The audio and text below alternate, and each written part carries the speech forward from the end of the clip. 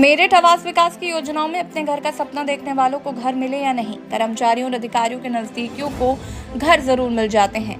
हाल ही में कुछ ऐसा ही मामला सामने आया जिसमें अनुसूचित जाति के एमपी, एमएलए और स्वतंत्रता सेनानी के लिए रिजर्व श्रेणी के करोड़ों भूखंड को सामान्य वर्ग को आवंटित कर दिया गया, जबकि इस भूखंड की जगह एक ऐसे भूखंड की बोली लगवा दी गई जिसका कोई अस्तित्व ही नहीं है। हालांकि मामले की शिकायत होने के बाद आवास विकास के अधिकारी विज्ञापन की त्रुटि बताकर बचाव में जुट गए हैं। दरअसल मामला जागृति विहार एक्सटेंशन योजना संख्या 11 के भूखंड संख्या 03/97 का है, जो कि अनुसूचित जाति के एमपी, एमएलए और स्वतंत्रता सेनानी के लिए रिजर्व था। लेकिन इस भूखंड के लिए 29 नवंबर 2022 और 30 मई 2023 में आयोजित ई ऑक्शन में पात्रों द्वारा लगाई गई बोली को विभिन्न कारण बताकर अस्वीकृत कर दिया गया। अब आवास विकास के अधिकारी अपनी किरकिरी होने को बचाते हुए इसको विज्ञापन की त्रुटि बताने में लगे हैं, जबकि भ्रष्टाचार में लिप्त मेरठ के आवास विकास अधिकारी इससे पहले भी कई बड़े घोटाले कर चुके हैं। इस मामले में तत्कालीन जोनल अधिकारी उप आवास आयुक्त को भी जानकारी दी गई है। भूखंड का नंबर 35490 गलत प्रकाशित हुआ है, जबकि सही नंबर 03/97 है, जो कि अनुसूचित जाति के एमपी, एमएलए और स्वतंत्रता सेनानी के लिए आरक्षित है। इन सब के बावजूद भी सामान्य वर्ग के व्यक्ति को रिजर्व वर्ग का भूखंड 03/97 आवंटित कर दिया गया।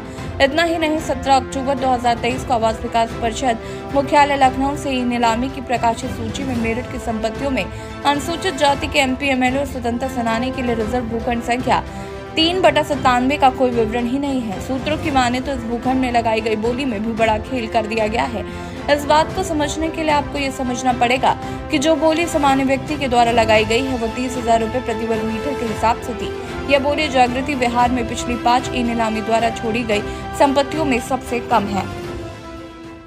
मेरठ में आवास विकास का बड़ा खेल सामने आया है, जहां पर करोड़ों रुपए की कीमत के प्लॉट को मात्र लाखों रुपए में बेच दिया गया। ये भ्रष्टाचार यहाँ पर जब सामने आया तो विभाग के अधिकारियों में हड़कंप मच गया। आपको बता दें, जिस प्लॉट को यहाँ पर बेचा गया है वो एमपी, एमएलए या फिर स्वतंत्रता सेनानी जो एससी जाति से आते हैं उन्हीं के लिए रिजर्व है, उन्हीं के लिए आरक्षित है।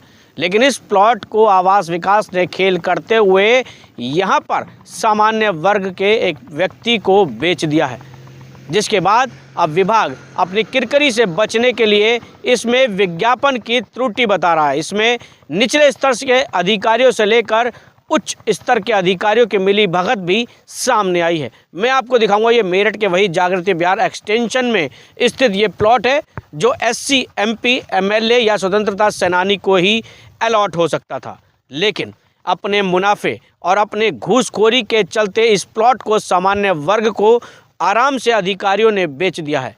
इस प्लॉट में जो आज के समय में कीमत है, करोड़ रुपए की इसकी कीमत बताई जा रही है, जिसको लाख रुपए में यहाँ पर बेच दिया गया है। 35,000 रुपये वर्ग मीटर के हिसाब से इस प्लॉट को यहाँ पर बेचा गया है। इसमें जिस प्लॉट की नीलामी में ई नीलामी के हिसाब से यहाँ पर बोली लगाई गई, ये उसमें शामिल ही नहीं था। इस प्लॉट का नंबर 03/97 है, जबकि इस प्लॉट को 35,490 संख्या का दिखाकर बेच दिया गया है। इसमें भ्रष्ट अधिकारी लगातार अपनी किरकिरी को बचाने का काम कर रहे हैं। लखनऊ के स्तर के अधिकारियों से लेकर मेरठ के जोनल और संपत्ति अधिकारी की मिली भगत इसमें सामने आई है।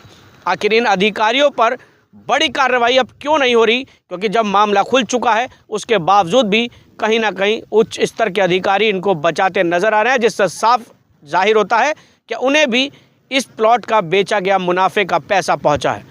अब इसको निरस्त करने की आनन फानन में बात की जा रही है, लेकिन क्या ये प्लॉट निरस्त होगा या नहीं, ये भी एक अपने आप में बड़ा सवाल है। फिलहाल एससी जाति को जो एमपी, एमएलए और स्वतंत्रता सेनानी को प्लॉट दिए जाने के लिए रिजर्व किए गए हैं, अब उनको सामान्य वर्ग को बेचने का काम यहाँ पर मेरठ का आवास विकास कर रहा है। ऐसे भ्रष्ट अधिकारियों पर अब कब बड़ी कार्रवाई होगी, ये भी अपने आप में एक बड़ा सवाल है।